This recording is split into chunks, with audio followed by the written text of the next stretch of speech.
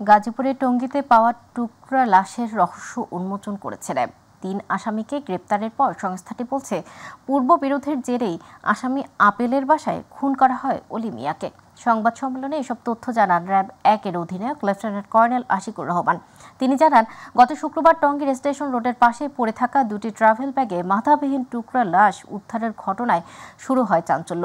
হত্যার রহস্য উদ্ঘাটনে মাঠে নামে আইনশৃঙ্খলা বাহিনীর বিভিন্ন সংস্থা। উদ্ধার হয় মরদেহটির মাথা, গ্রেপ্তার করা হয় 3 জনকে। তিনি জানান, নিহত অলি মিয়ার বাড়ি নরসিংদীতে। আসামিরা তার পূর্ব পরিচিত ছিলেন।